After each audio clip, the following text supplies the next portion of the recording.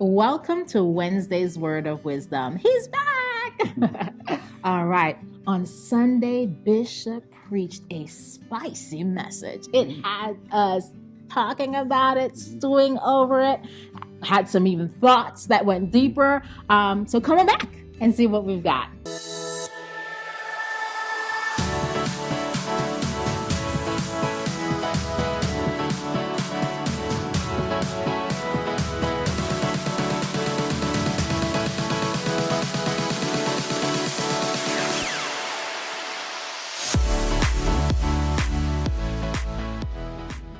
And we're back.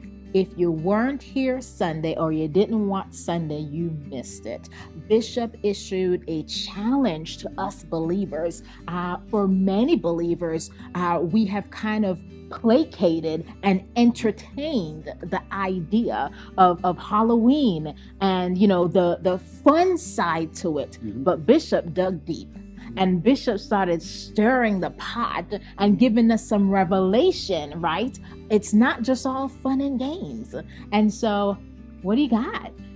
Okay, what we started talking about, there was a part of his message. He said, imagine, and a lot of you probably have done this, or been around people who smoke, if you don't smoke yourself, and you walk into it and you come home or something and you have that smoke on you. You didn't do it yourself, but it was that secondhand smoke. Or let's say, men, you hug another woman that has some very strong cologne on her. A perfume. Cologne, whatever it may be. You walk home, your wife smells it on you. You didn't put it on yourself, but you hugged someone, it got on you. It's that transference, yes, right? Transference. And this is the same concept that Bishop was talking about. And we need to be mindful. And it's not just Halloween, but this is what we're really looking at now is we walk into the spiritual one. We become a product of what we walk into. So we're allowing things unintentionally sometimes to come on us. I mean, just think about the things where you go, the people that you're around. Or they cursing all the time, and then you find yourself inadvertently saying a curse word because it was what you've heard. And it's just how it is. It comes upon us. Yes. And you know what I thought about when he gave that example of transference was, sometimes we are spiritually mature enough to handle that, right? So it may be on our clothes, so to speak, and we take it off, right? We can, not take on that persona, but how many times does that transference transfer to someone else, someone who may not be as spiritually strong, right? So using that same smoke example, you're around people who are smoking, it comes on your clothes, but then you come home and you bring that into your house, right? And then someone in your house who is not as spiritually strong gets that odor on them, and then they can't resist it, and then they succumb to what you may have not even thought of, right? It wouldn't have been a second thought for you to pick up on that, but you brought it into the atmosphere, and someone of weaker spiritual couldn't handle it, and now they have fell victim to it. Yeah, and this goes for every other area of our lives. Everything we allow into our homes. And this can be a dangerous one. You look at what you watch on television. Just one simple thing.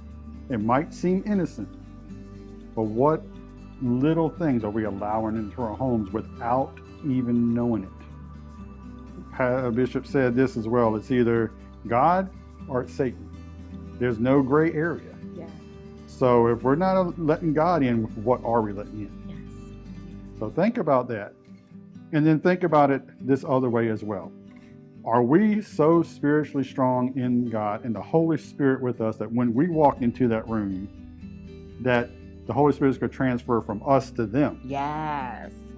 So that is where we need to be aiming for, and not the other way that the darkness is coming on us.